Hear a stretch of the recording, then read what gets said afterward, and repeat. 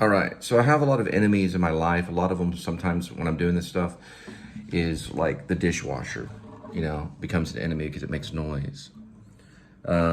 Sounds that are not needed in instructing this. Now imagine at a concert, you have hecklers and everything. So you got to get to the point in life as a musician where you have no enemies, you know? You've conquered them all and you know the music is there. We're gonna be in the process of writing lyrics on I Lost Control, which is what I showed you last time. Another major enemy in my life is computers. I love Apple. And I'm sure Apple's gonna help me because it has a calming, Apple Macintosh, they can calm you. Microsoft, I'm getting rid of it. I'm going over to Apple only. And this table's also jiggly, which is also an enemy. An enemy is anything that's going to deter the music. Now, we know, and I want you to see the placement of the fingers here. Okay, I don't know the name of the chords. I'm not that type of musician. I know the sounds of the chords. Now watch what the fingers do here. They're going to switch right here, if I'm not mistaken. So if you're right here, they're going to switch like that. See the difference? The finger comes here. That one goes there, which is higher up.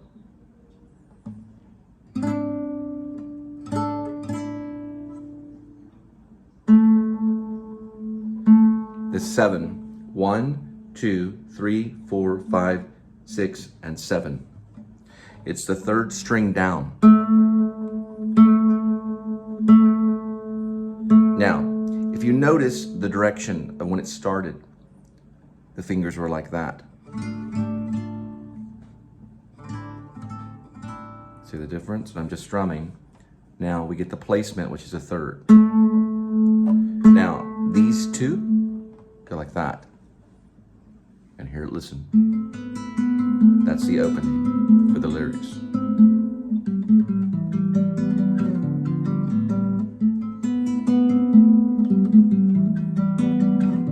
And that's an enemy right there, okay? That was an enemy calling. They wanted money. Probably some big corporations, the telemarketing company, and I turned them off. Now, going back.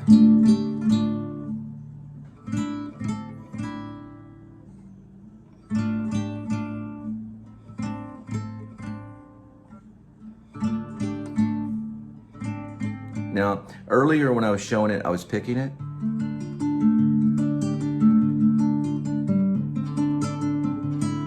Hear it still?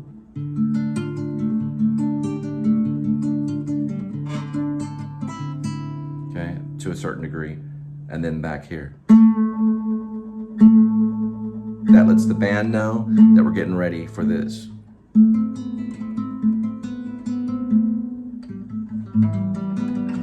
Missed it. Got it. Now look, I'll show you how easy the picking is. So when we go here, we get ready, which is on the 7th. We're gonna spread these two fingers. It's a lot about doing this. See these two? I'm trying to show you. I know I learned this stuff from other people on YouTube. It's hard, but you can see it right there. Look at the guitar right there. That's where it starts. We have this 2, 3, 4. Dun, dun, dun, dun. Now watch the change on this. Watch the thumb. Dun, dun, dun, dun, dun, dun, dun, dun, dun.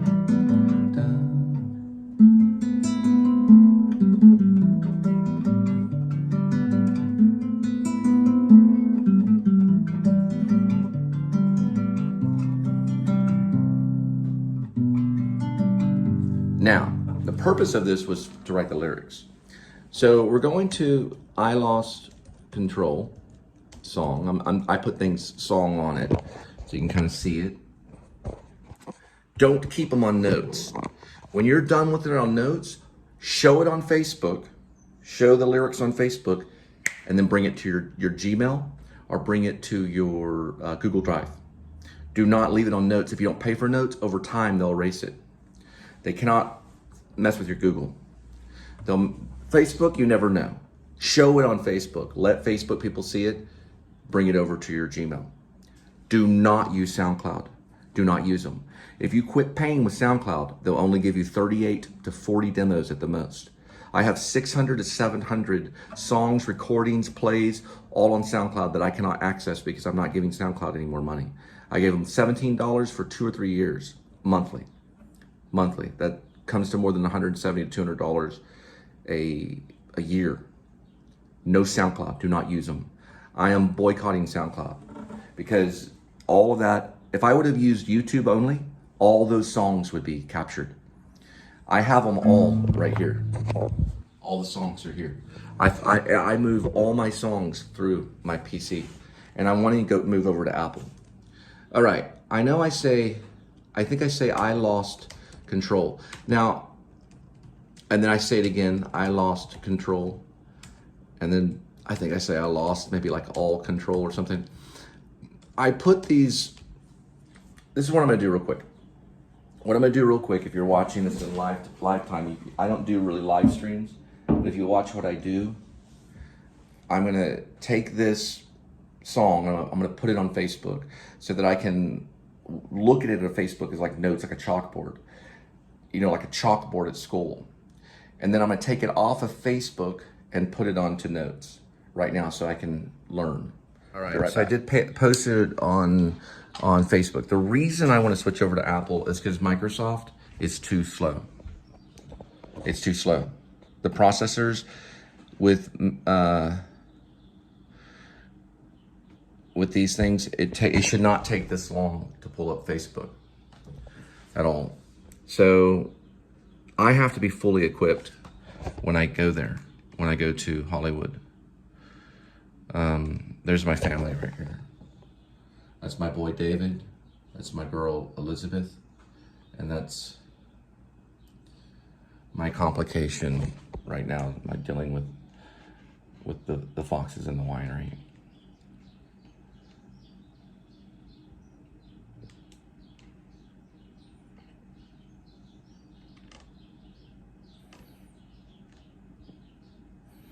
I can share it with only me right here. I'm not mad at Zuckerberg. I'm not mad at anybody. I know it's not their fault. This world's corrupt. Everyone has to do what they have to do to survive. I'm not mad at him for panicking. Zuckerberg didn't want to lose his wife, and he won't. He didn't want to lose his family, but I did. People have to sometimes take the hit. But I posted it just so that I can see. Now the lyrics are for public. So here are the lyrics right here. Okay. I'm gonna try to do it one time and then I have to go because I have to go to Dallas for a meeting. Okay. So we're just working off Facebook right now. So here we go.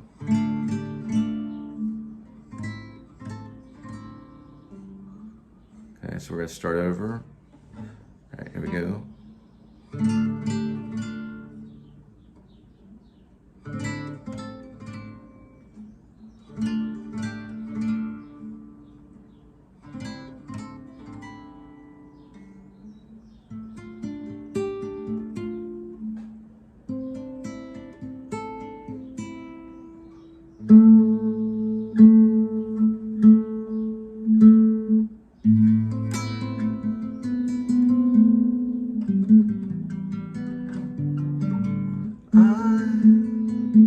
Lost control, and I lost control. Yes, I lost control. Now I know.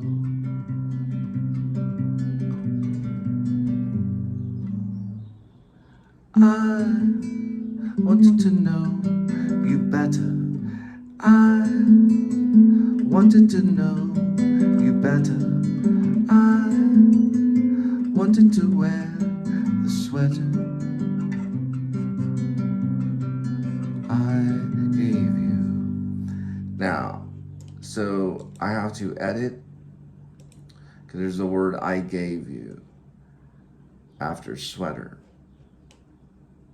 and wear the sweater I gave you. So since that wasn't correct, it's not correct in my notes, so I'll have to go back, and I do that until I get the song. I go back and forth. I use this as like a chalkboard. People can see it. It'll change when you watch it. If you go back and read the poem, it'll go back a few seconds later, it'll change. It's me changing it. I'm using it as a freaking chalkboard, right? We'll get back to this. We're in the middle of this lesson, but that's pretty much it. And I just wanted to show that it is strumming at the beginning.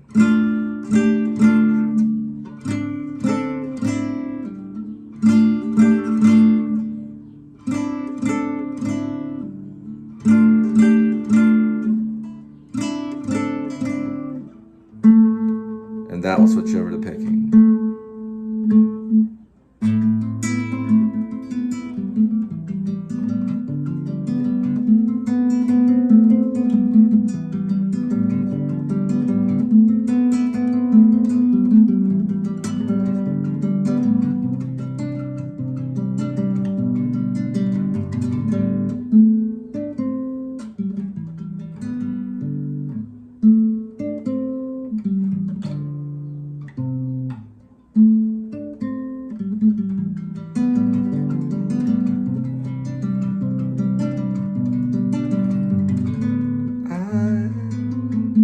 Lost control, and I lost control, and I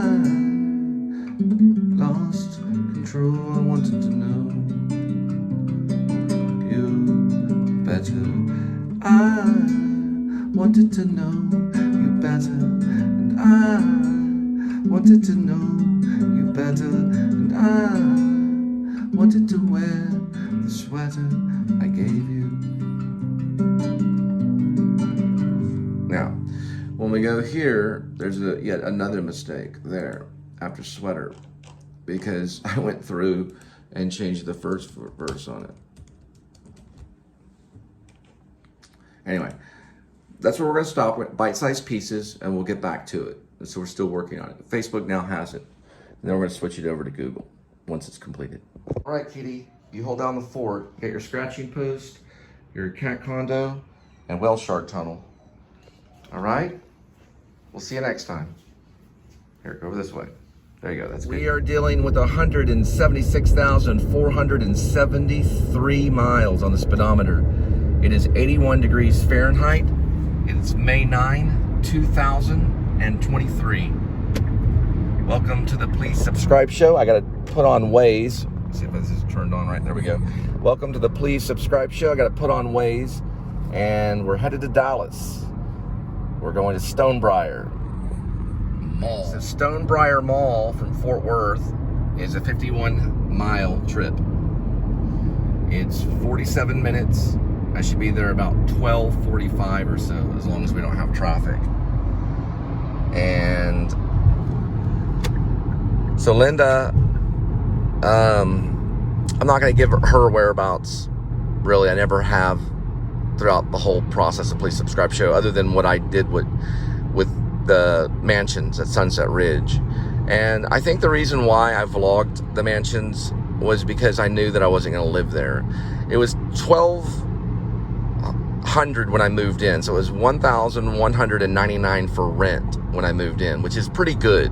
But even back then, that was steep, because I think I was paying $900 or so, or at least $1,000 at the Irving place, which was called Cleanest Ranch. And I was living there with my 3 children and my wife Angel. And then Angel left because she got scared. And then she went, I guess she went with her mom or with the Rotellas. That'd be Andy Rotella, who's Italian. A lot of this has to do with the Italians, and we're gonna straighten all that down on a few sit downs. And Andy Rotella and his wife Rachel probably took over part of the parenthood part of my children. Because one time I came to visit them, or one time they were babysitting And Angel and I went out on date night, and we came back, and there was Andy, big old fat guy. He looks like Jordan the Lion, but he's Italian. Big old fat guy feeding my children a bunch of hamburger meat, like all this hamburger, like way too much, and it kind of made me mad. And Andy has an anger issue. He has a problem. He eats too many tacos. He's disgusting. And I didn't want him really around my children at all. And she was going to take him to Ricky, so she'd drop him off at Ricky Primrose. But I thought that they should come over to my apartment and clean this ranch and smell all the herb and do all their, babysitting and show them what we go through, because they had their own house. Ricky Primrose and Megan Primrose had their own house out in Carrollton. They were in Carrollton. And I wanted them to come over to Irving, to the cleanest ranch place, and smell the marijuana upstairs, because we had these two black guys smoking marijuana. Then there was a Mexican kid that was throwing Chinese food on our car. So I wanted them to come over to the apartment and, do the whole thing that Josh Smith wanted them to do, and be the special ops Christians, coming in and doing their business there. But Ricky, being so hotty-totty and so, perfect body, super thin and all this kind of stuff, him being so anal retentive about his life, he chose it wasn't convenient enough to come over. So I wasn't going to allow my kids to go to Carrollton in their comfy little house. No, I wanted them to come over to our apartment and be cramped in there and see how life is. Because that's what Kelly used to do. She would come over and help watch the kids. Kelly Bajorkin, she married that construction guy. Well, no, he was electric. He was a electrician. And she had no problems coming over and visiting, with my wife. But they had a problem with it because it just wasn't good enough for them. So eventually, Angel left, and I eventually left after the two black guys that were smoking pot or selling pot or whatever they were doing. I reported them to the Irving Police Department. I had several police come over to talk to me. And I reported them saying, listen, I have children. I don't want someone smoking marijuana above me, on the apartment or whatever in Irving. And that officer was very instructive, because I had him come over, because I had one of the kids threaten one of the kids upstairs, one of the black kids upstairs, threatened to kill me. And he said, listen, we cannot do anything about it. People can say whatever they want to anyone, or we would be going out there arresting every rapper. And really, you can't tell someone that you're going to kill them. You can't tell someone you're going to knock them out and all this stuff that they would say. And then we would go pick up our groceries and bring them in, and they would be out there calling us racist. They poured Chinese food all over our car, everything. So there was a lot of problems, and the police had come over, and I told them, listen, there's marijuana smell coming upstairs. I want to report these guys to the DEA, as in the Drug Enforcement Agency. And the police officer said, we don't have a drug enforcement agency anymore in Irving. And he said the whole place down Magnolia and Beltline, especially Magnolia, West Magnolia, I believe is what they called it. Or is what they call it. He said the whole place smells like herb, the whole entire neighborhood. And he was right. The whole neighborhood smells like marijuana. The whole neighborhood did. I said, well, I don't want my kids to have anything to do with this, to live here or anything. We even had to do one thing where we had to get the police to sweep the place, because my stupid mom left the door open when we went out for a night of, dinner or whatever. So I was very upset. And finally, after Angel had left, after the two black guys, they were probably like 20 or something, and I had talked to them and tried to be friendly with them and tell them, about the church. I'd given them some information about MacArthur Boulevard Baptist Church so that they could stop what they were doing and they could go to church. And they finally left. They finally moved out. Their mom was keeping them there. Their mom was helping them stay there, and they finally left. They used to play football out in the front of the parking lot. I didn't want them smoking weed. They finally left, and then the neighbors that were next door that were pouring Chinese food on our car, they left too. And then it was my turn.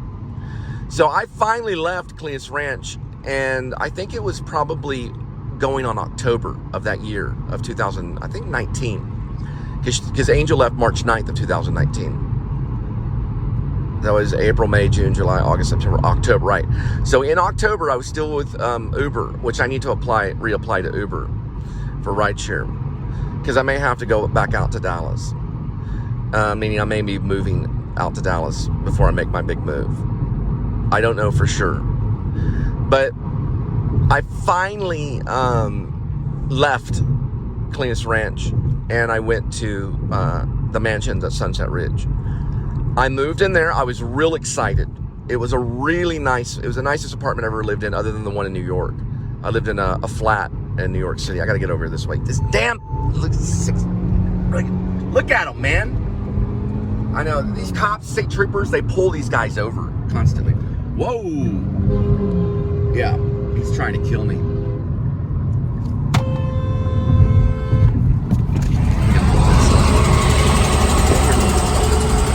Yeah, he did the same thing. They always do this when I go out to Dallas. So I finally moved to a really nice place, the mansions at Sunset Ridge in Carrollton. It was very nice. And I moved there, had a nice staircase that went up from the garage. I was completely on my own, so Angel was gone. You know what my dad says about Angel when he picked me up from jail from Keller for the traffic ticket? He goes, Angel's crazy. Now, this is my wife, okay? This is the wife that I was married to for at least 4.5 years. We had 3 children together, and that son of a bitch, which is who my father is, an SOB, and I like to be respectful, but he's an SOB.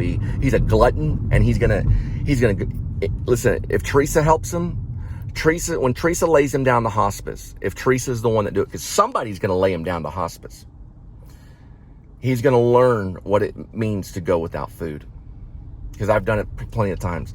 But he's never missed a meal his entire life because he's had polio, okay? He's a polio survivor, and he's had polio. And he's never missed a meal in his life. But when he goes down for hospice, he's going to know the feeling of hunger before he dies, because God's going to show him that. And he said, Angel's crazy. He's there driving his new truck around that he bought with his meth money or whatever, because my dad used to be into methamphetamine, because we had to confront him about it. He knew all the speed addicts. He knew where to buy the meth. And Janice had to confront him. We all had to confront him in the 80s and tell him, just say no, Dad. Just say no to drugs, which he's on drugs. He's on probably painkillers or something like that. Well, I don't know what he's on, but he's not a good person. My father is not a good person. And it's sad that it's going to go out this way. It's sad that it's going to go out this way. It's sad, it's sad, it's sad. Because my father has done some good things. He's been a good father at times, but because of drugs, it's interfered with our family. And I have to tell you this right here, that because of the past situations, I'm not talking about, like, I don't have any proof of it going on now, but because it was there in the past, it's caused a bad relationship between my father and myself, because I'm anti-drug. I'm against all drugs. I'm going to Hollywood to lay down PureFlix. I'm going to Hollywood to evangelize. Not only to evangelize, but to put it in the scripts, to put it where it needs to be, to bring God back into the movie house. They're already doing it with something called The Chosen. But I told my father, I said, Father, you need to get help, because we were part of the intervention. I was about maybe 15 or 16. And how did my father respond when I was around all the other people from Charter and all the other people that were there to take him off of methamphetamine? And he had to go in, by law, the courts made him go in, and he had to go into rehab by law. They made him do it by law. And we confronted him. It was like 20 people. And I said, Father, you need to get help. We want to see you get better. We want to see you get sober. And how did he respond to that? This is how my father responded, which probably had a little bit of methamphetamine in his system when he responded to everyone else. He looked right at me and said, you can come over and do your job and mow the lawn anytime you want. It's a two-way call on the phone.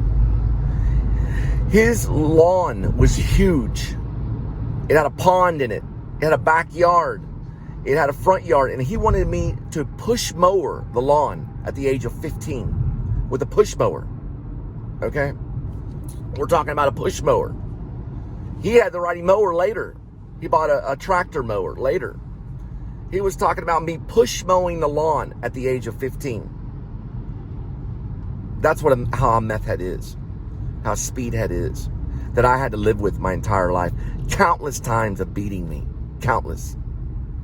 He gave my sister 77 licks with a belt, 77 for lying on a report card. That's what meth does.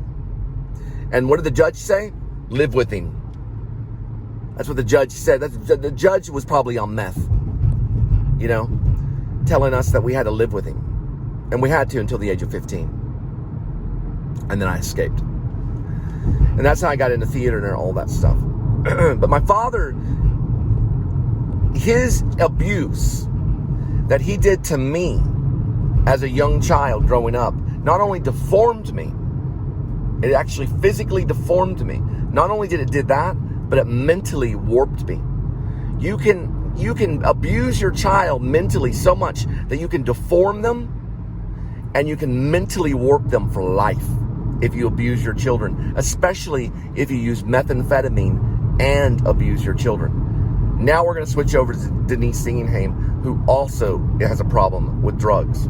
Denise Ziegenhaim, who abuses painkillers and gets drugs on the black market and pirates movies all day long. She's a pirate of movies. She's abusing my children because Angel's lost, just like my father abused me.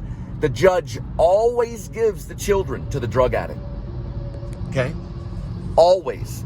I'm going to change that by getting involved in Hollywood and changing the way we think.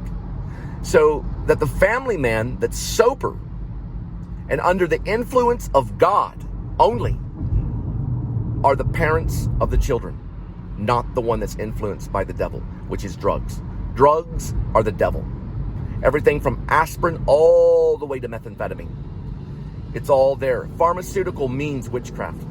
Now, I know it's okay to do aspirin, but people abuse all different types of over-the-counter drugs. And a lot of them, they're that way because they will get the pharmaceutical drugs from, you know, the pharmacy and turn that into harder drugs. And that's why I'm mentioning that. Because a lot of the problems in Hollywood are not people lighting up marijuana. You would think that that's a problem, but it's not. Not in Hollywood, not in California, not in a lot of areas. It's not with marijuana. It's pill popping. They do it where the smell cannot be detected and they're silent about it. And that goes for all the movie stars and the people that are high up. They're pill popping. And a lot of it's pharmaceutical and it's prescribed by phony doctors, or it's prescribed by illegitimate doctors or doctors that are under the influence themselves. This is a very big anti-drug message. I'm trying to educate you and let you know. This is very big anti-drug. The Please Subscribe show is anti-drug. It's non-drug. We're cleaning out Hollywood. And we're bringing these evil drug dealers before Congress like we should be doing. Now, bringing Mark Zuckerberg, who did abuse marijuana, because we know that he did, bringing him before Congress is kind of a first-time move.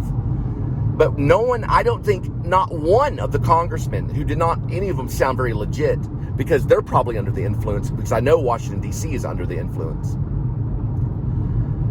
including Biden. And Barack Obama already has confessed in a bio that he smoked crack. And I know that they're under the influence, as in Washington, D.C. And I know that movie stars are under the influence of a drug. And I know that they don't need to be writing about life, glamorizing it like in movies like The Fighter, and Christian Bale glamorizing drugs like in the movie like The Fighter by O. Russell, and glamorizing pharmaceutical drugs like in the movie like Silver Linings Playbook, which is Bradley Cooper. Because it's wrong to be under the influence of any drug. It is wrong. It's evil, and God does not want that. Because God cannot work in your life if you're under the influence of a drug, including alcohol. Now, I was reading last night about Philip Seymour Hoffman, who died of drugs and alcohol. And he was a parent, just like me. And he chose to go, well, I'm going to grab a couple of envelopes of heroin, and I'm going to go to Greenwich Village and lay down in an apartment and shoot up and die, which is what he did.